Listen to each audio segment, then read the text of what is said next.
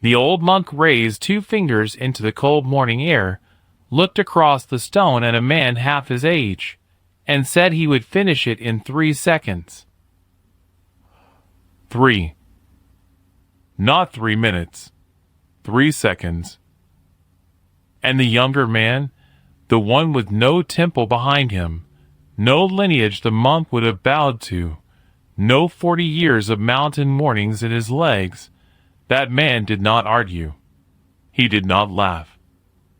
He did not set his feet and snarl the way most men do when their pride gets slapped in front of a crowd. He bowed, lower than he had to, and he said one word. Begin. Now hold it right there. I've been around fighting my whole life. 30 years on the mats, in the corners, under the lights after the crowd's gone home, and it's just you and a kid who got beat and needs to understand why. I have watched men give away the first move maybe twice in all those years. And both times, the man giving it away was the most dangerous person in the room. Stick with me, because the 3 seconds that came next aren't the story. I know that sounds backwards. The 3 seconds are the bait.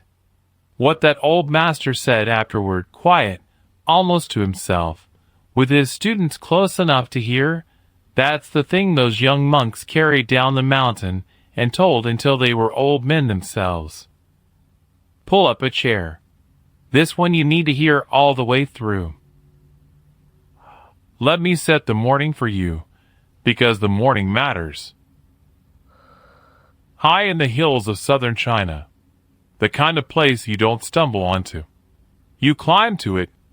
Stone steps cut into the mountain so long ago that the middle of every step is worn into a soft dish from feet, bare feet, mostly, going up and coming down for 500 years.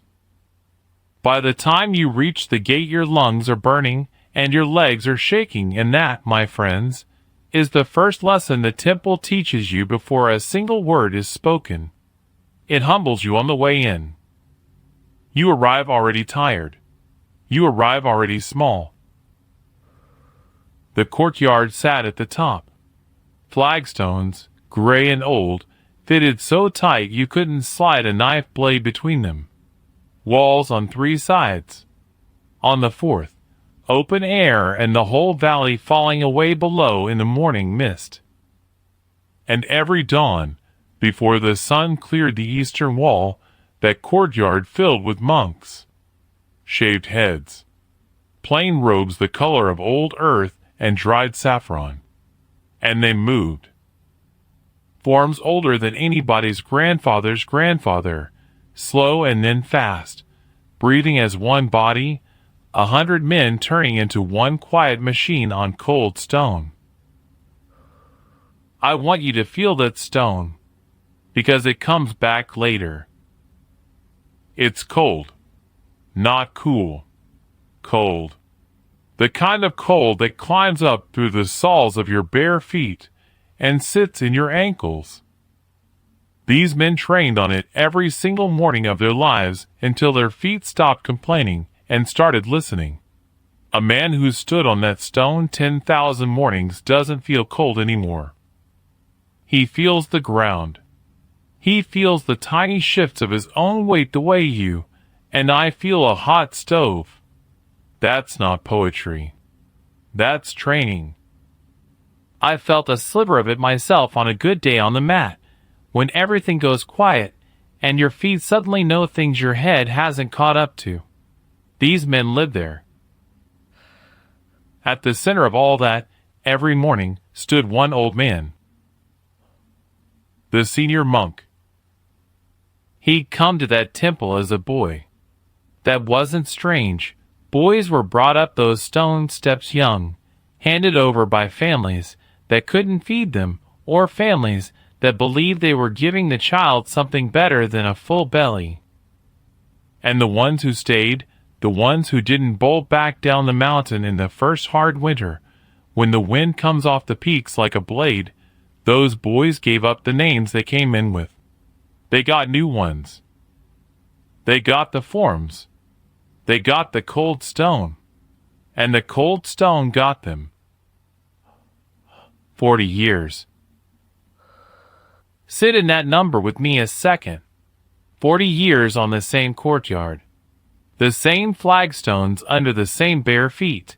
10,000 mornings. 100,000 repetitions of the same movements, until the movements weren't something he did anymore. They were something he was. You couldn't separate the man from the method.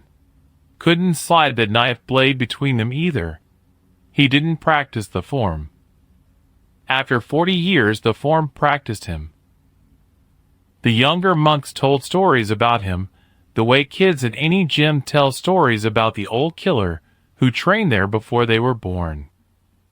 They said he could lay one flat hand on a student's chest, feel the breath go in and out, and tell you which way that student was about to move before the student knew himself.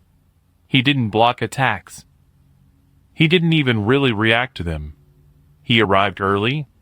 He was just already standing in the spot you were about to step into, having read it off your own body a half beat before your body finished deciding. You ever rolled with somebody like that? Where it feels like they're reading your mail. Multiply it by 40 years on cold stone, and you start to get the picture. And here's the line that came down the mountain, the exact words, and I want you to hold them because they matter for the end. He had never lost his footing on that stone. Not. He had never been beaten. Not. He never lost.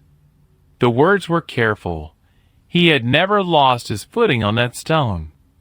40 years on that one courtyard, and no living man had ever taken his balance from him.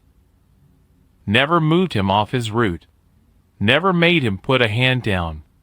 Never made him take a single step he hadn't chosen to take. Men had come. Challengers do come to places like that. It's a magnet for the proud. They came, and they pushed, and they swung, and not one of them in 40 years had made that old man's bare feet slide so much as a finger's width across the stone. So when he held up 2 fingers and said 3 seconds, understand what was packed inside that. It wasn't a brag. I'll be straight with you on that, and I'll hold the line on it all the way to the end, because if you think he was just a proud old man running his mouth, you'll miss the whole thing. He wasn't cruel.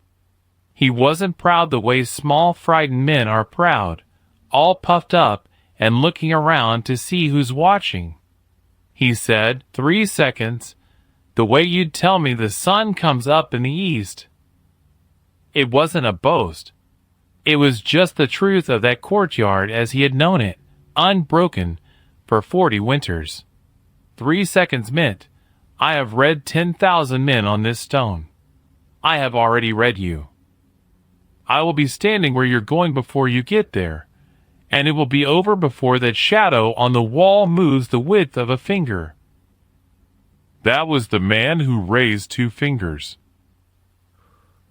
Now, the other man. He came up the mountain alone. No entourage. No students carrying his things. He climbed those worn stone steps the same as anybody, lungs burning, and by the time he reached the gate he was breathing hard like a normal man, and I think that's worth saying out loud. He didn't float up there. He was flesh and blood. Lean, not big. If you saw him on the street in his street clothes, you would not cross to the other side. You'd walk right past him. 130-some pounds. Built like a coiled cable, but you'd have to know what you were looking at to see it, and most people don't know what they're looking at. His name was Bruce Lee. Now most of you watching already know that name, and some of you just sat up a little. Good. But I want you to do me a favor and set down everything you think you know about him. The movies, the yellow tracksuit, the poster on somebody's wall. Because on that morning, on that mountain, he was none of that yet. He was just a young man who'd heard there was an old master up here who'd never been moved off his stone, and a young man who needed to test something he'd been thinking about. Something that didn't have a name yet.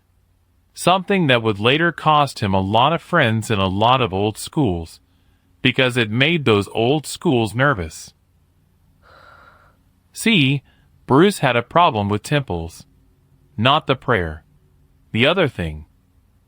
The thing where a man learns one system, one beautiful complete system, and then spends 40 years getting better and better and better at the inside of that one box, until he can do things inside the box no other living man can do, and somewhere along the way he forgets the box has walls. Bruce used to say it different ways over the years, but it always came back to the same bone. The style is supposed to serve the man. Too often the man ends up serving the style.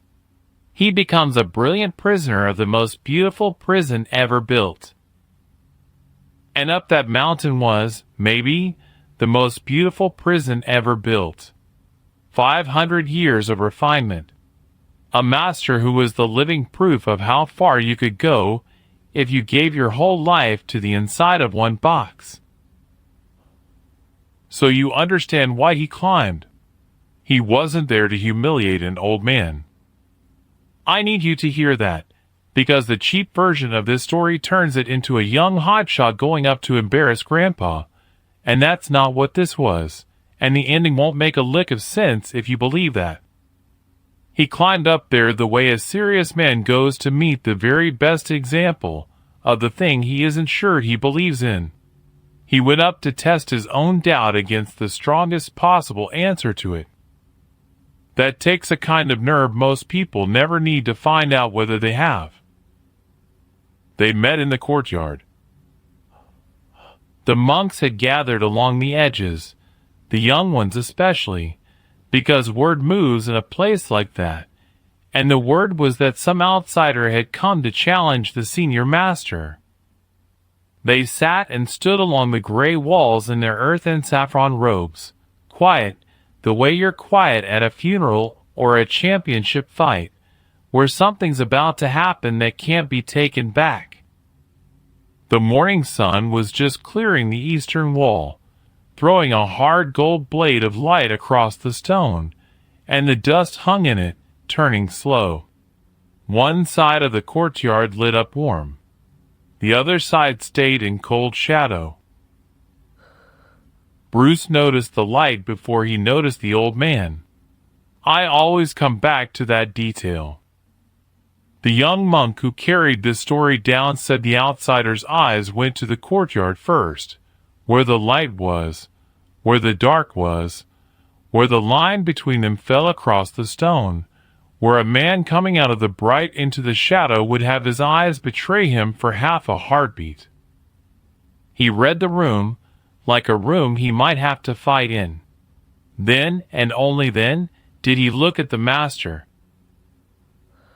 The old monk was already looking at him.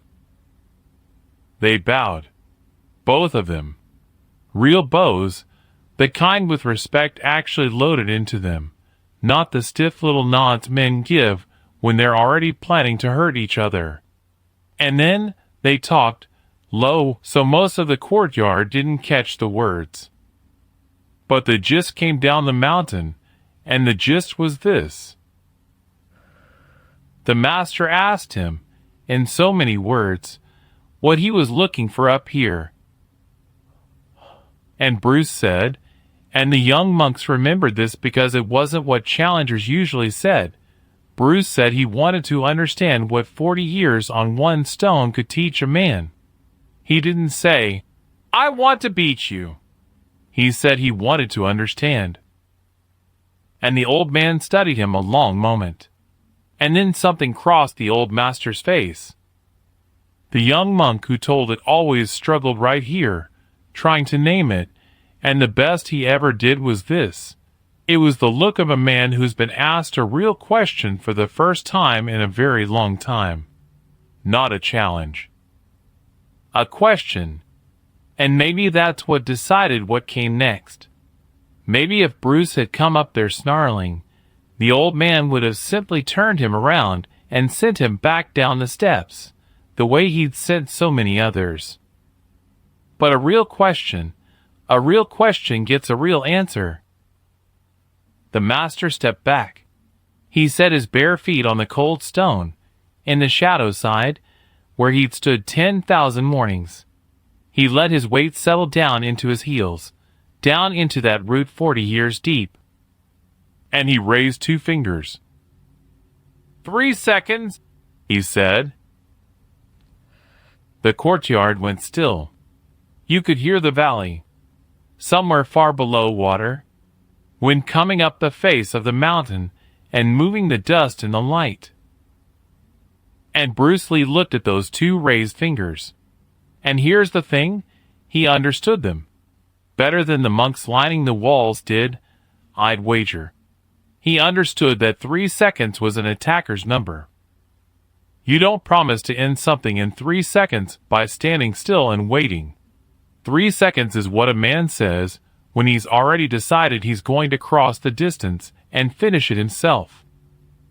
The old master, without quite meaning to, had just told the whole courtyard which way he was going to move.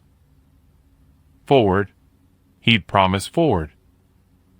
And Bruce Lee bowed, lower than he had to. And he said, "Begin." And he stepped back half a step, settled his own weight down, let his hands hang loose and easy at his sides, and he gave the old man the first move. He gave it away. The opening. The attack. The forward the old man had already promised. Handed it over like it was the cheap thing on the table. Now I told you up top, I've seen a man give away the first move maybe twice in 30 years, and both times he was the most dangerous man in the room. Let me tell you why that is, because you need it for what's coming, and then we're going into the 3 seconds, and I'm not going to stop again until they're done. When you let the other man move first, you give up 1 thing and you buy 3. You give up surprise. That's the cost. He gets to choose the moment. But here's what you buy. You buy his commitment. The second a man truly commits to coming forward, his options collapse. A wave that started to break cannot be called back. You buy his information. Everything he's hidden for 40 years, the breath, the eyes, the shoulders, all of it goes quiet the instant he moves, all except the one thing no living man can hide, which is the place where the back foot pushes the earth away. And you buy time you didn't know existed, because while he's deciding, you're not. You've already decided. You decided to read. And a man who's only reading is faster than a man who's deciding, every single time. Always has been. Always will be. That's what Bruce bought with that bow. And the old master, who had read 10,000 men, looked at the lean young outsider standing there with his hands down and his weight back and his eyes soft on the floor, not on the hands, not on the face, on the floor, on the feet, and somewhere behind those 40 years something flickered. We'll get to what flickered. The old man came forward. And the 3 seconds began. I'm going to slow the 3 seconds down now. I have to. Because the men who were there spent the rest of their lives talking about those 3 seconds. And you can't honor a thing men carried for 50 years by rushing through it in the time it actually took. The clock and the truth don't run at the same speed. Ask any fighter who's ever been in a real one. Ask any man who's been in a car wreck.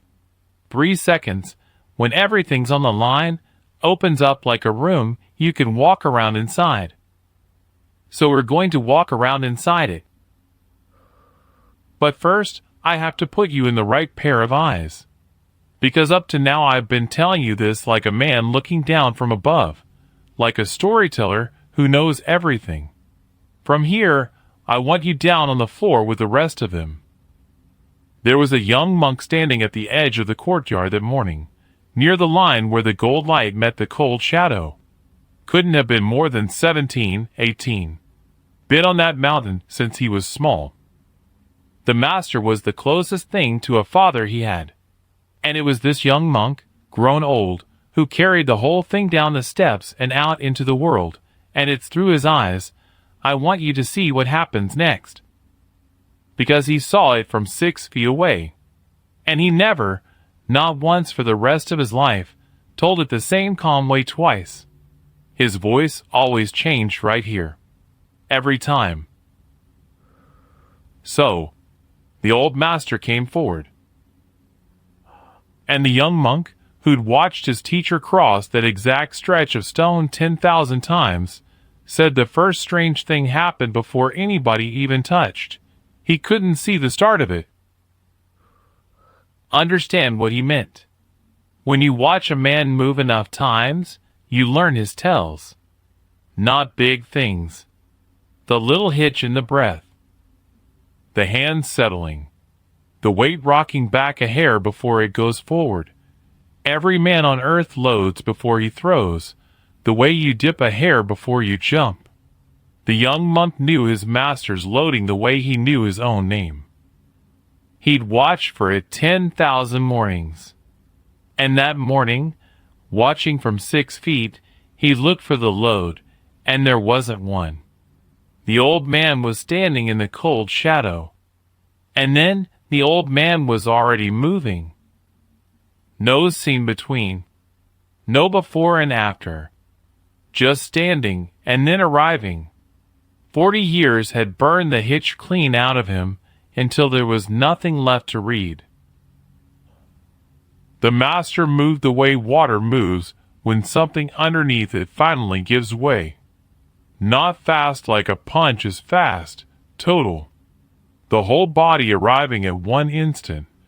No part of him a hair behind any other part. That's the thing 40 years buys you, and nothing else can. Not strength. Not speed in the way young men chase speed. Wholeness. He came across that stone as one single unbroken thing, and the young monk said every man along that wall, all of them trained fighters, every one of them flinched, because their bodies knew, the way bodies know, that nothing stops that. There's no answer to a man who arrives without a beginning. And Bruce Lee hadn't moved. The master crossed the first half of the distance, and the outsider just stood there, weight back, hands down, eyes soft and low. He let the most dangerous man on that mountain close half the gap between them, and he did nothing, and the young monk said that was the part that broke something open in his chest, watching it, the wrongness of it, because every nerve in his own body was screaming, move, move, why won't he move? And the outsider simply let it come.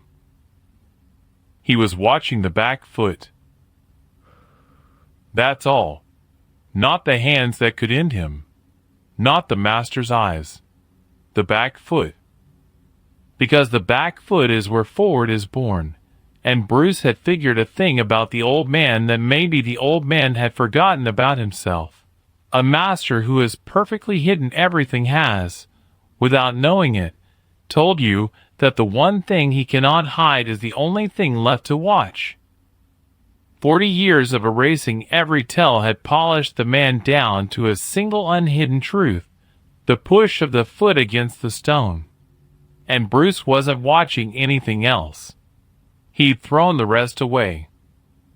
He was a man reading one word on an empty page, and the word was being written right in front of him by a foot on cold stone. The master crossed half the distance. And then Bruce Lee did the one thing nobody along the wall was built to expect. He stepped in. Not back. In. toward the thing coming to kill him. He cut the second half of the distance himself, on his own terms, and he did it at the one moment the old master could not take back, the moment the master's weight was already committed forward, already past the point of no return, the wave already breaking. The young monk said it looked, for less than a heartbeat, like the outsider was throwing himself into the fire on purpose, like a man stepping in front of a horse. But here's what the trained eyes along that wall understood a half-second too late, and what I want to make sure you understand right now, because this is the hinge the whole thing turns on. The old master's 3 seconds were built on a thing being true. They were built on him arriving early, on him being already in the spot you were going to be. For 40 years, that was the iron law of that courtyard. The master is already there. But already there only works if the other man is moving toward where the master expects. The master had read the outsider the way he'd read 10,000 men, and read him true, read that he'd step in, even read when. The master was good enough to know the counter was coming. But he had read it as a man stepping in to strike. And Bruce wasn't stepping in to strike. He was stepping in to take the master's balance. That's the whole thing. That's the secret the young monks carried down the mountain. The outsider didn't go up there to outpunch a man who'd punched for 40 years. That's a fool's errand. That's bringing your 1 year to his 40. You lose that every day of the week. He went up there having asked himself a different question entirely.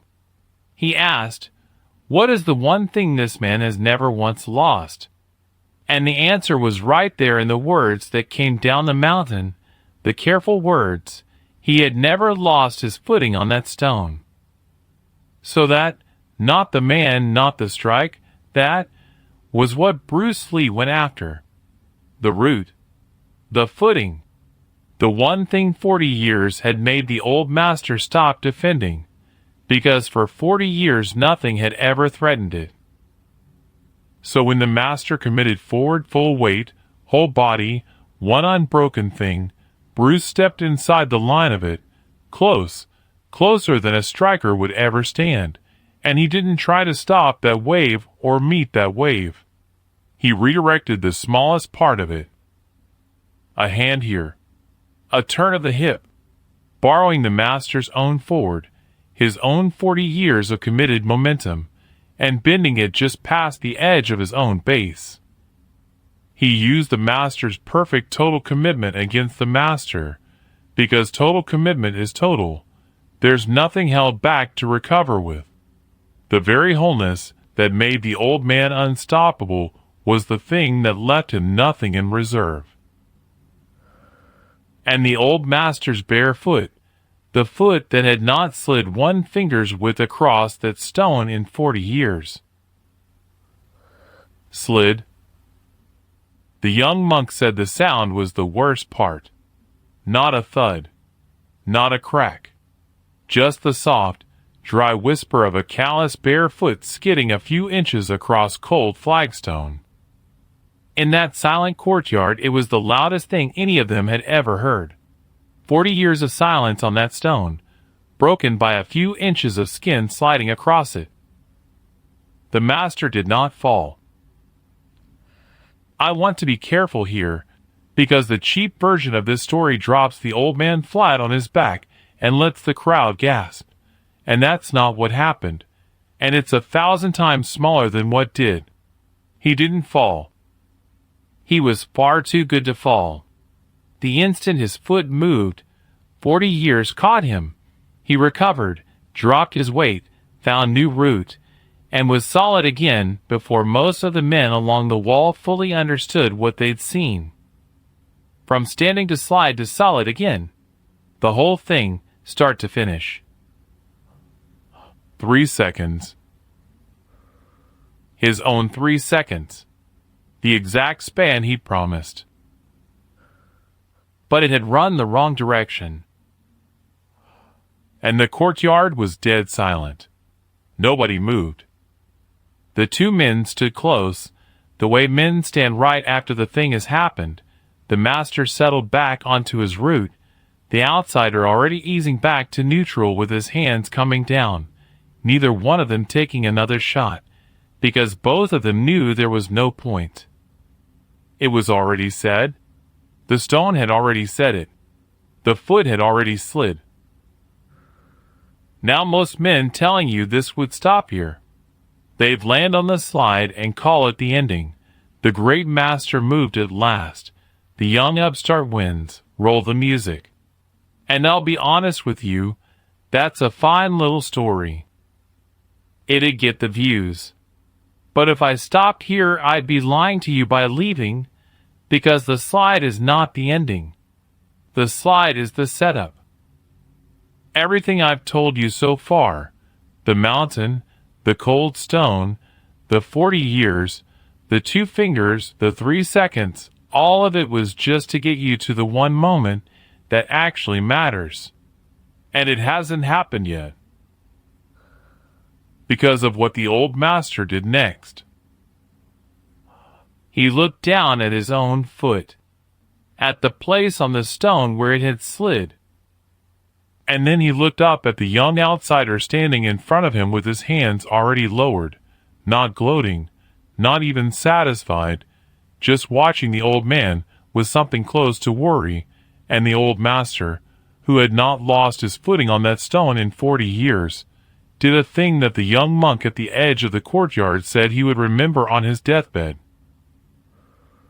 The old master smiled. And then the old master raised 2 fingers. The same 2 fingers. Same hand.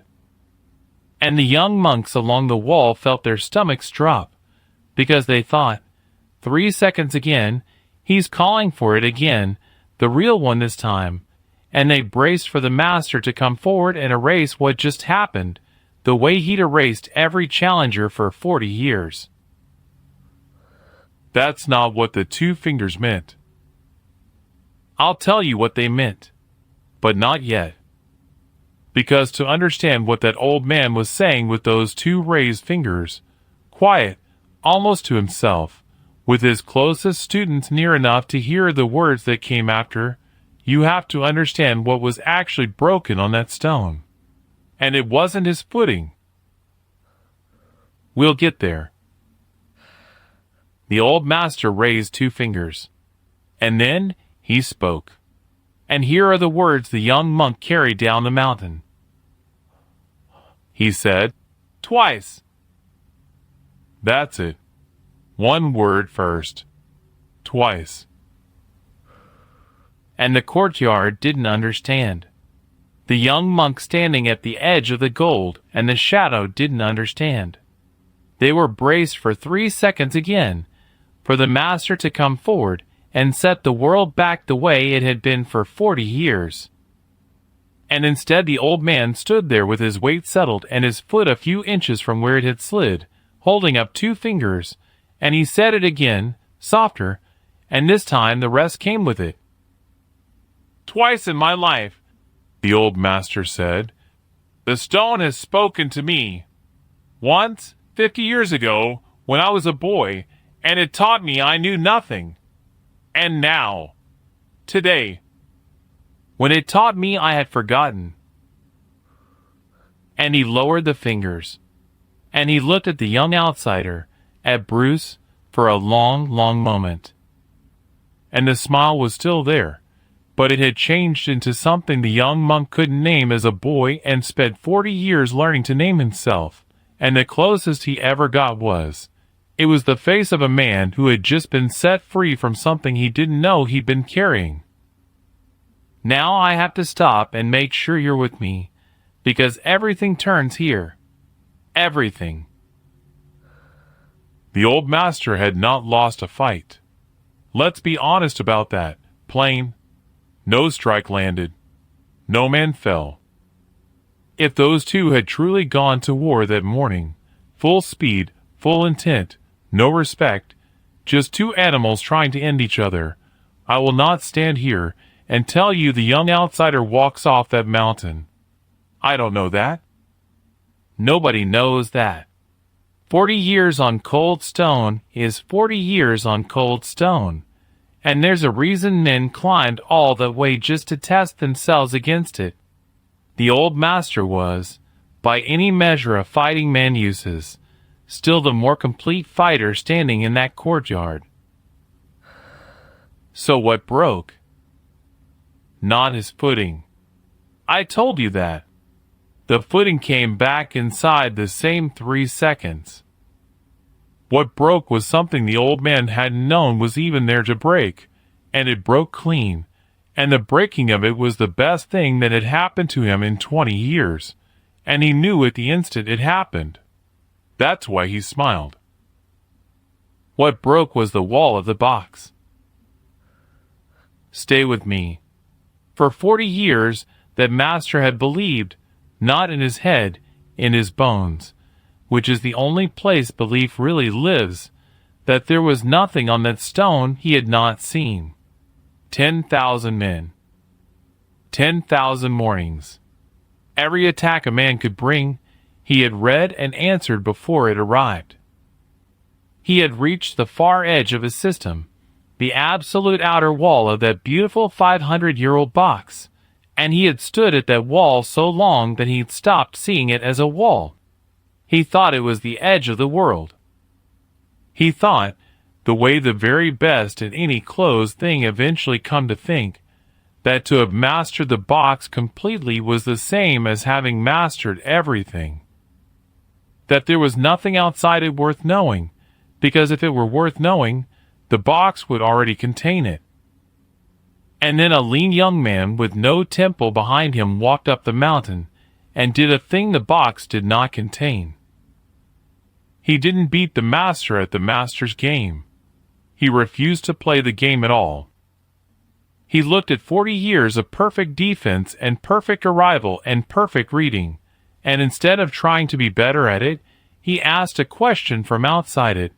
What has all this perfection stopped protecting? And the answer was the root. The footing.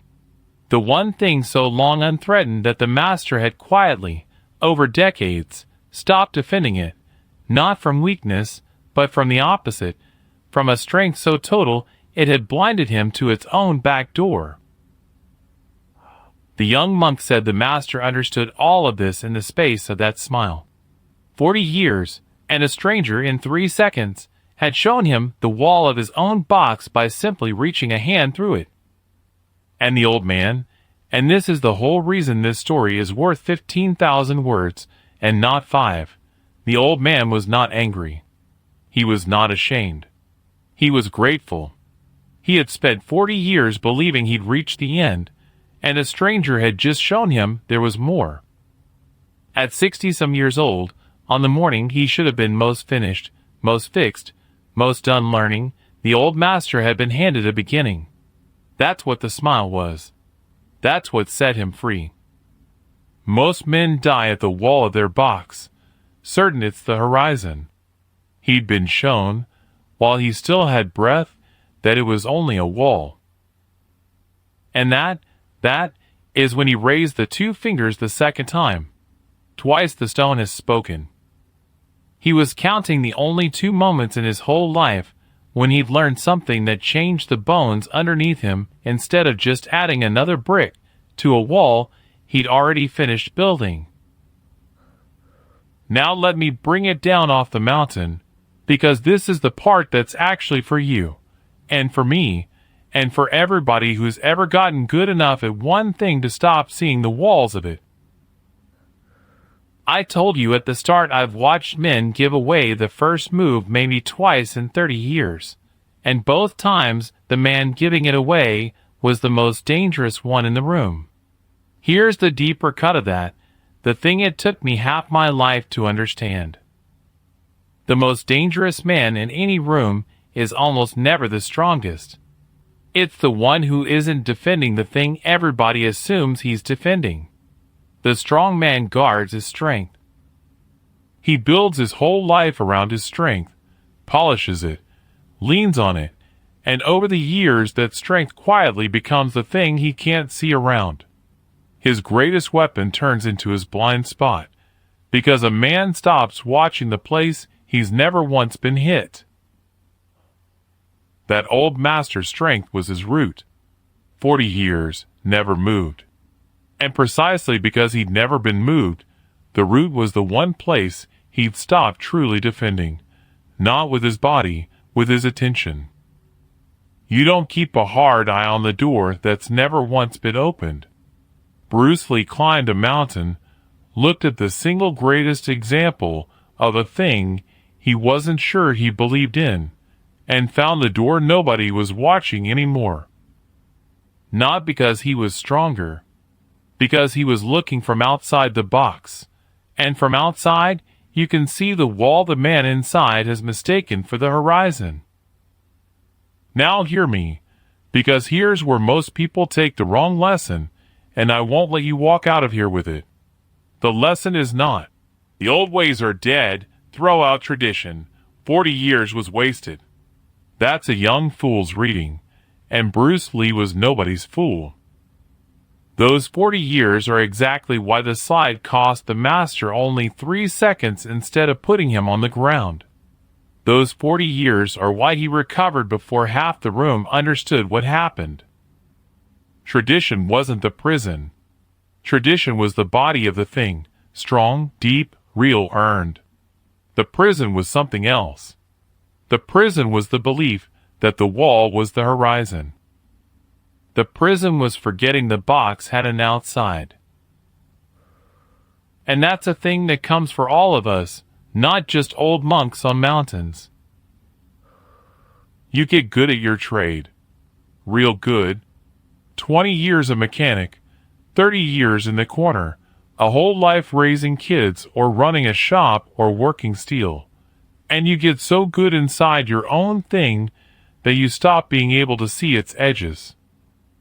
Your strength becomes the thing you stop guarding because nothing's ever come at it.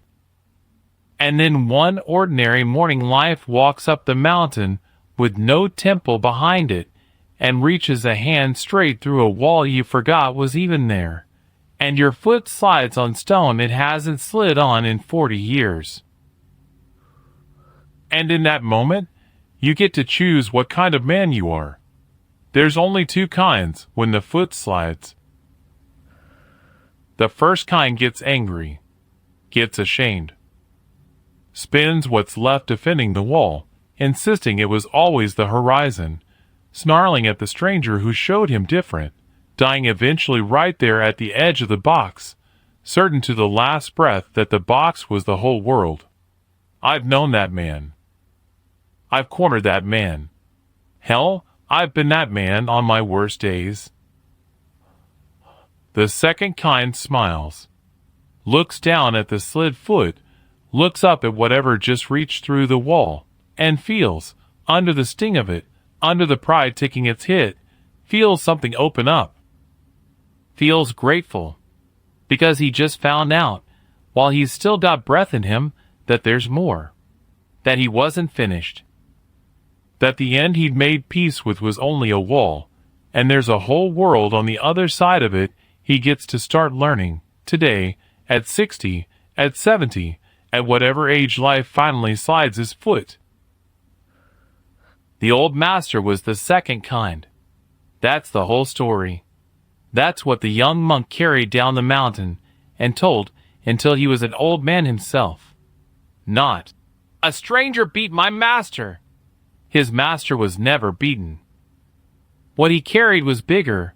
I watched the strongest man I ever knew get his foot moved for the first time in 40 years, and instead of breaking, he smiled, and he thanked the man who did it, and he started over. You want to know the most dangerous thing about that old master? It was never the 40 years on the stone. It was that after 40 years, he could still be moved, and meet it with a smile instead of a fist. The root that won't break is strong. The root that can be moved and chooses to grow toward the thing that moved it.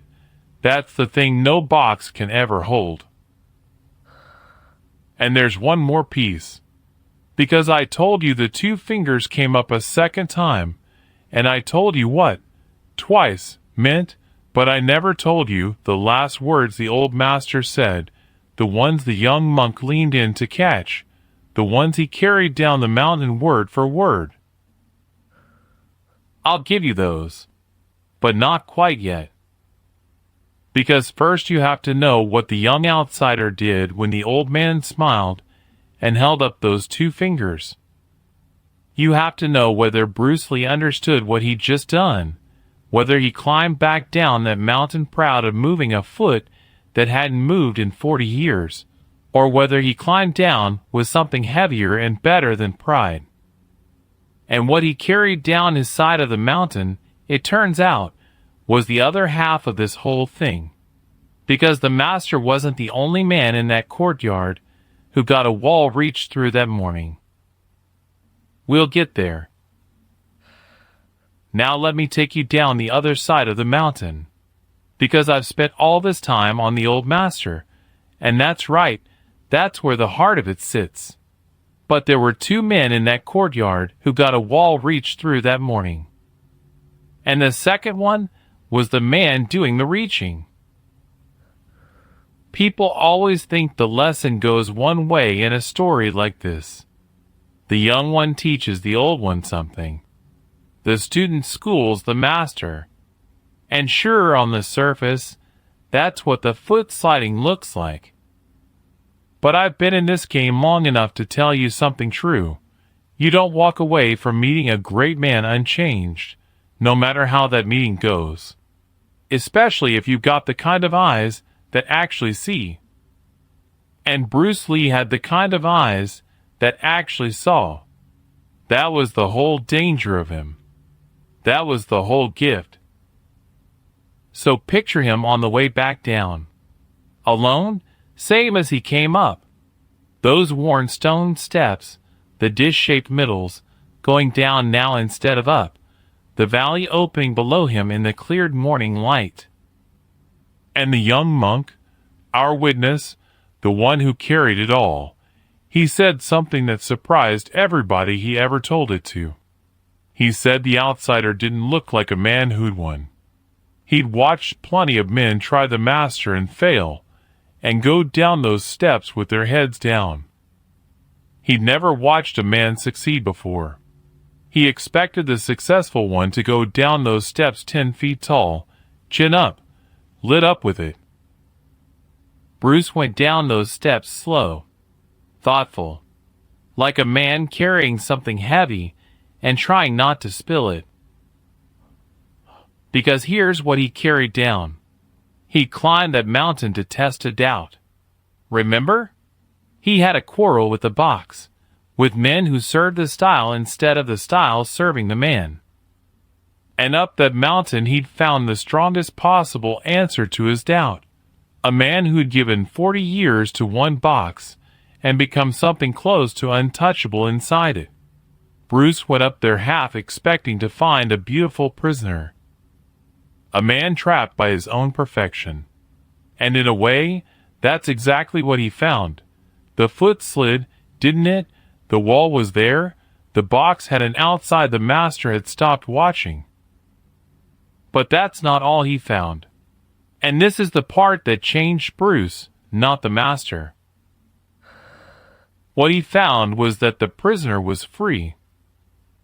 Sit with that, because it's the hinge on Bruce's side, same as the smile was the hinge on the master's. Bruce had a clean little theory walking up that mountain. The theory went, the man who masters one closed system becomes its prisoner. Strong but trapped. Brilliant but blind. And the foot sliding should have proved him right. See, the great master had a blind spot. The box failed him. I told you so. Traditions are cages. A younger, prouder, smaller man would have taken exactly that down the mountain and crowed about it the rest of his life. I moved the foot that never moved. The box is a lie. But that's not what happened, and Bruce was too honest a man to pretend it was. because in the very same 3 seconds the foot slid, the master also recovered. 40 years caught him. And then, the thing Bruce couldn't explain with his clean little theory, the master smiled. The prisoner, shown the wall of his own cell, didn't rattle the bars and didn't deny the bars. He looked at the man who'd shown him the wall, and he was grateful. He counted it. Twice in my life the stone has spoken. The most boxed man Bruce had ever met turned out to be, underneath all that structure, the most open man he'd ever met. Free in the one place that actually matters. Free in how he met being wrong. And that broke Bruce's clean little theory clean in half. Because if a man with 40 years in one box could stay that open, could take his foot getting moved for the first time in his life and turn it into a gift instead of a grievance, then the prison was never the box. Bruce had been blaming the wrong thing his whole young life. The prison was never the style, never the tradition, never the 40 years. The prison was the closing of the man. And a man could close himself inside no system at all just as tight as inside an old one, could make a prison out of. I follow no style, just as easily as out of. I follow one style. Bruce saw, going down those steps, that he'd been in danger of building his own box out of his hatred of boxes. The proudest cage of all. I am the man with no cage. That's the second wall reached through that morning. The master got shown the outside of his box. And Bruce got shown that the box was never the enemy. The closing was. The old man, in losing his footing and smiling about it, taught the young man more than the young man taught him. The young man only moved a foot. The old man moved a mind. And the young monk said, "This is true. This came down the mountain too," that years later, when the outsider had become famous, when his face was on walls all over the world, somebody read the young monk a thing Bruce Lee had written. About having no way as way. About having no limitation as limitation. About taking what is useful from everywhere, belonging to no single thing, staying like water, able to flow, able to crash, but never frozen, never set, never closed. And the young monk, by then an old monk himself, said he listened to those words and he laughed, soft, and he said, "Yes, he learned that on our mountain.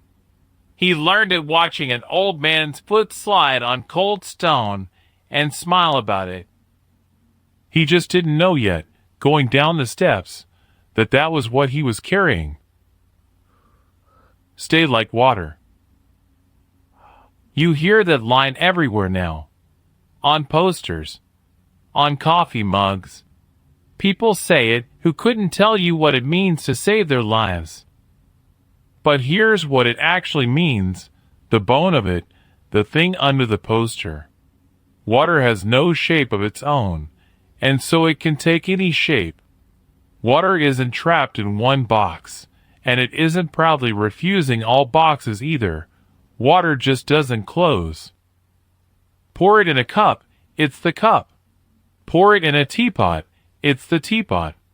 It takes what's useful from wherever it lands, and it never, ever sets hard and stops. The opposite of water isn't a box. The opposite of water is ice. A closed thing. A thing that's decided it's finished.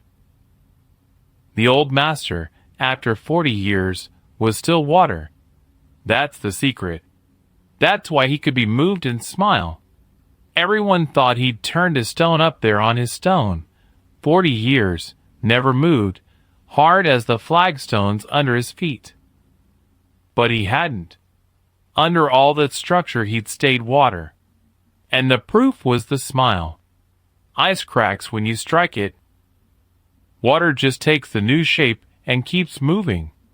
The day his foot slid, The old man took a new shape, gratitude, a beginning, more to learn, and kept moving. At 60-some years old. That's the most water thing a man can do. And Bruce Lee learned that, going down a mountain, from the very man his clean little theory said should have been a block of ice. I told you up top, I've watched a man give away the first move twice in 30 years, and both times he was the most dangerous man in the room. Now you know the real reason that's true. A man who'll give away the first move is a man who isn't gripping, isn't frozen, isn't defending a shape. He's water, reading, flowing, ready to take whatever shape the moment hands him. You can't read a man like that, because he hasn't decided yet what he is. He's letting you decide it for him, and then becoming the answer. The most dangerous man in any room isn't the hardest. It's the one who never said hard in the first place. I told you, too, there were last words. The ones the young monk leaned in to catch. The master, after the smile, after the 2 fingers, after, "Twice the stone has spoken." He said one more thing, low, and the young monk caught it, and carried it down, and I'm going to give it to you. But not here. Because you've got to understand one more thing first. You've got to understand what the 2 men said to each other before Bruce went down those steps. Whether the old master, who'd just been moved for the first time in 40 years, sent the young outsider away as a rival who'd exposed him, or as something else entirely. And what the old master asked Bruce to do before he left, because he asked him for something. The man who'd never lost his footing asked the man who'd moved it for one thing, and what he asked tells you everything about what kind of man wins the right way, and what kind of man loses the right way. We close it out next. So here's what passed between them, before Bruce went down the steps. The young monk was close enough to hear most of it, and what he didn't hear word for word, he watched. And a man's body tells you the rest if you know how to read it. And that boy had spent his whole life on a mountain learning to read bodies. The old master stepped toward the outsider. Not the forward of the fight. A different forward, slower, open-handed. And the young monks along the wall tensed all over again, because they didn't know yet what they'd just watched. They still half thought their teacher had been shamed, and now he was crossing the courtyard toward the man who'd shamed him. And a boy expects, in that moment, anger, pride coming back to collect. That's not what crossed the courtyard. The old master stopped in front of Bruce Lee and he bowed. And this time, the young monk swore to this his whole life. This time the master bowed lower than the outsider. Lower than he had to. The same too low bow Bruce had given him at the start. And the courtyard made a sound, a small one, an intake of breath off all those walls at once. Because in 500 years of that temple no senior master had ever bowed lower to a challenger. It didn't happen. It was the wrong shape of the world. And the old man said, this part the young monk heard clean. The old man said, "You came up my mountain to ask what 40 years on one stone could teach a man. I will answer you now. For 38 of those years, the stone taught me to hold. And I thought that was the whole lesson.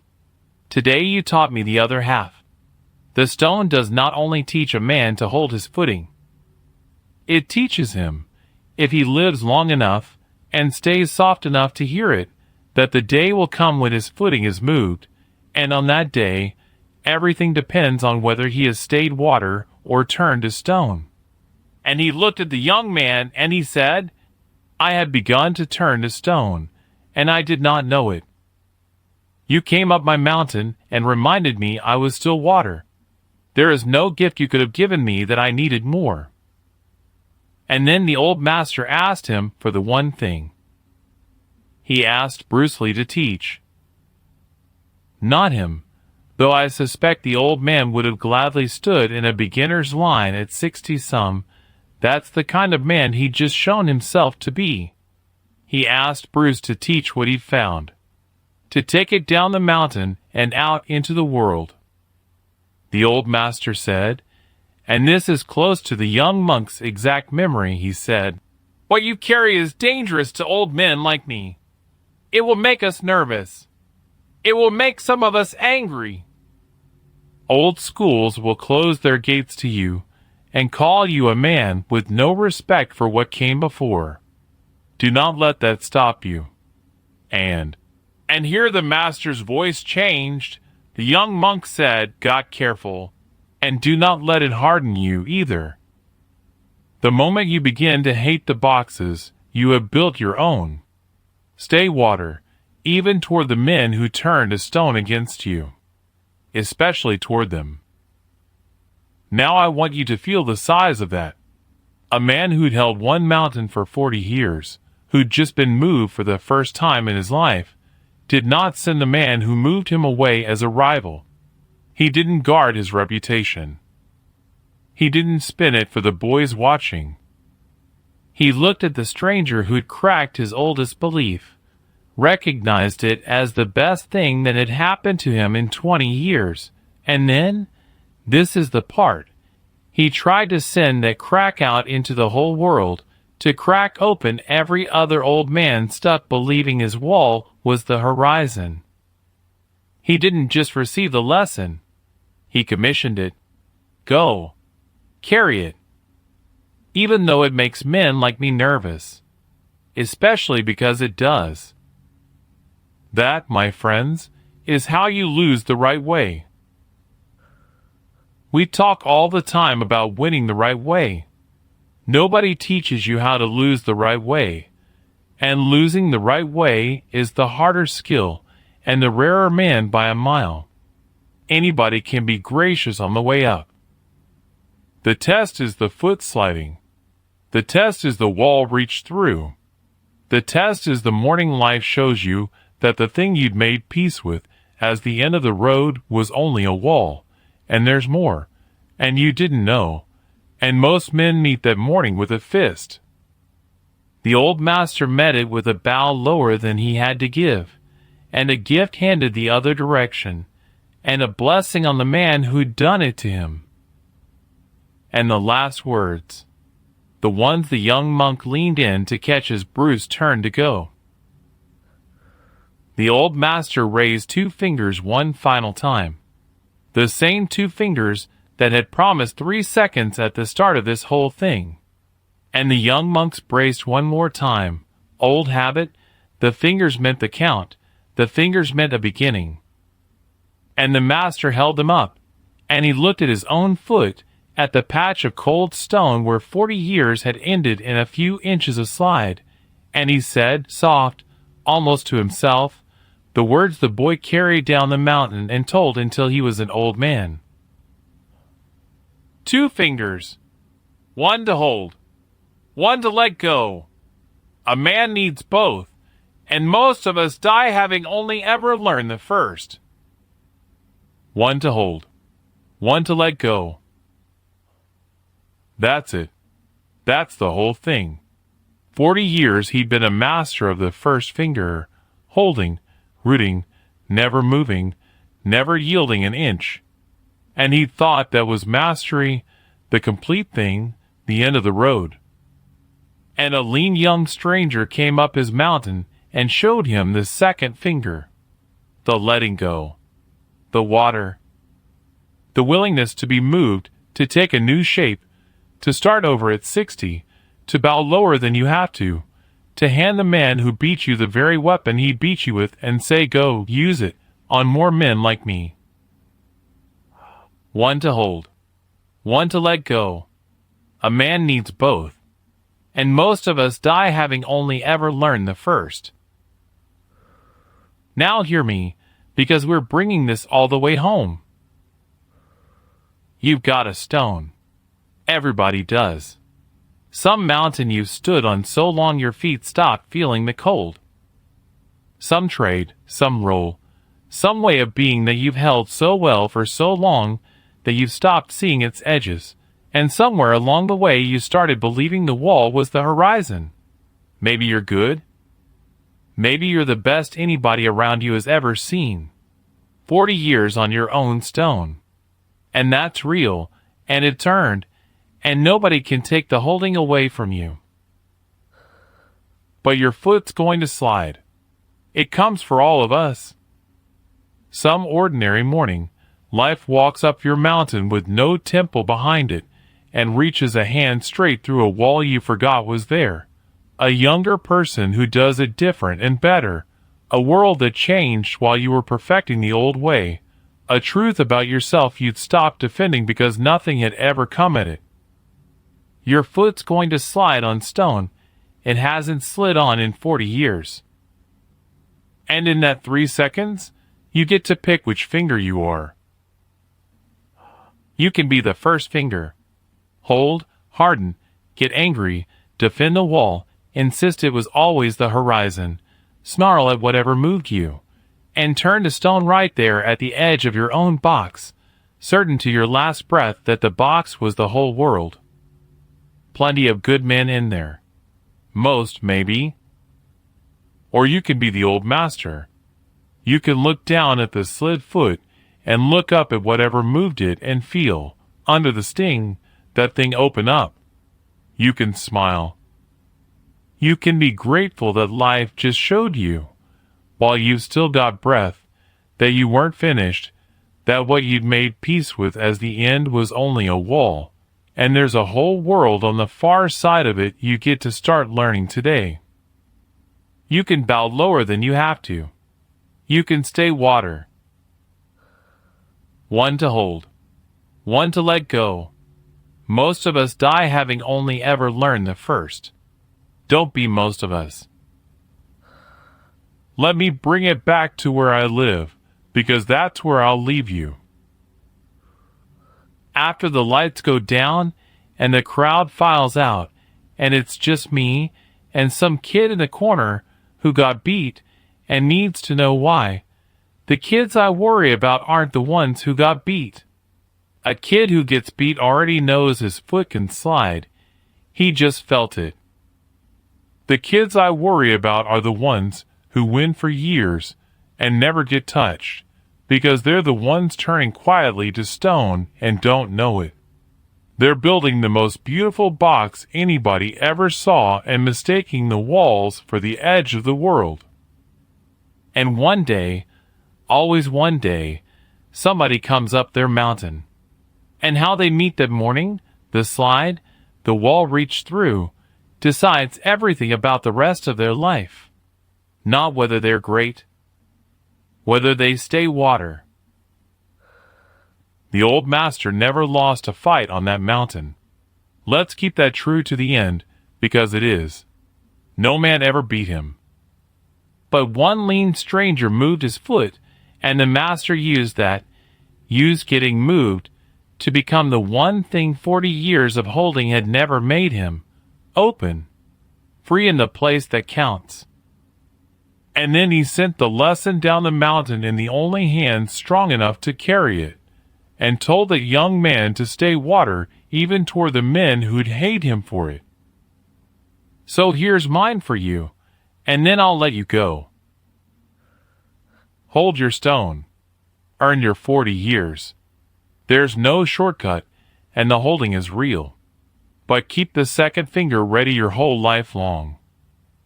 Because the day your foot slides is coming, and on that day you'll find out which kind of man you spent all those years quietly becoming, the one who turns to stone at the wall, or the one who smiles, and bows lower than he has to, and steps through into everything he didn't know was there. One to hold, one to let go. Don't die having only learned the first. I'm Ray. Thanks for sitting with me all the way through this one. And if a story this old, from a mountain that far away, found a way to put a finger right on something in your own life, then there's another one you should hear. Because the old master wasn't the only great man who ever had his foot moved and had to choose what kind of man he'd be. There's a fighter I'll tell you about next who got moved a whole lot harder than a few inches of slide on cold stone, moved in front of the entire world. And what he did in the 3 seconds after is one of the bravest things I've ever had the honor of watching. That story's waiting for you right over here. I'll see you in it.